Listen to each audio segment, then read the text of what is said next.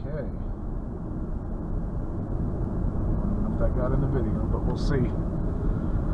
Alright, so just came down from the mountains, and I wish I could remember the name of the mountains, but I don't. It was Wellington Pass? Washburn Pass? Something like that. Up by the Bristlecone Forest, the Patriarch Grove is what they have up there, kind of adjacent to Death Valley National Park. Just looking here, what I got. Yep, a little coffee shop. Coffee shop still open. Probably one of the most expensive coffee shops I've ever been to. But they sold this book that I really wish I would have bought that details the story of this road.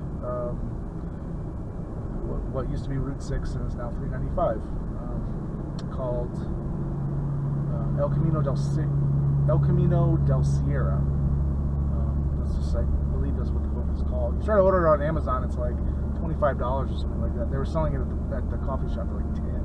I really wish I would have bought it, but I didn't.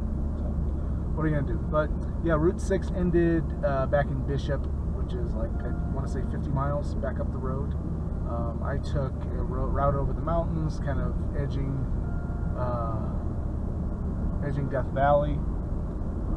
Now I'm passing through the town of Big Pine. The temperature has just gone up. It was, it's been in the 90s for the most part, but now it's probably 101. That's what you get for driving through the desert in the summer.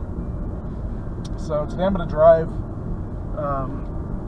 today's 395, historic Route 6 from Big Pine, which we just passed through, to Indian Wells. Indian Wells is,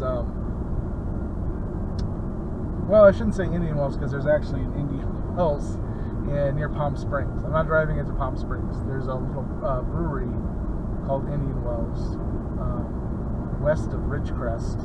I'm going to stop there and see if they're open, maybe try to get a couple of bottles for later. There's not a lot open in Ridgecrest itself, so we'll see. And then I'll probably turn it off after that because I'll be staying for a couple of nights in Ridgecrest to get some work done while I'm there. So this section of Route 6, what's cool about it is I think all the volcanic rock. You're getting into the area, a lot of seismic activity around Death Valley, a lot of hot springs in this region, a lot of dormant and extinct volcanoes in this area. And, we're pretty close to a few of them. We're right on the edge of the Sierras. I mean, I look to the right, I can see snow, and here it is, July 21st, and it's 102 degrees right now down here, but there's snow up on the peaks. They don't even, and it doesn't even look that far away from here. So, but yeah, lots of volcanic rock in this area, and that continues all the way down to Ridgecrest, almost to Ridgecrest, around Lava Falls, and it just kind of shows you the history of the geology in the area, and that's on the Sierra side. The other side isn't quite as I don't know. I don't really see any lava. There is seismic activity on that other side. And there's lava rocks and volcanoes and stuff like that. But mainly on the side of the Sierras, which kind of tells you, there was some seismic or some volcanoes over there at some point in history.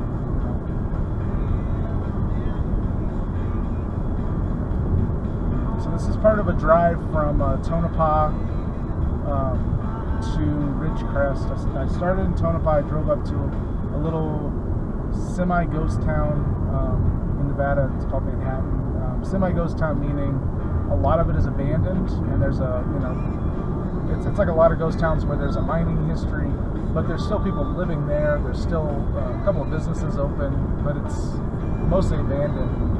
It's pretty cool to see. As far as the old mines, just walking around and looking at the old shafts. There was one shaft in particular. I went off I stopped on the highway coming into Manhattan and walked off. I could see it. You can see mines pretty clearly, at least if you know what to look for. So I could see there was a mine up there. I went up there and there were 2 shafts. One was a tunnel and one was I guess it's a slot shaft.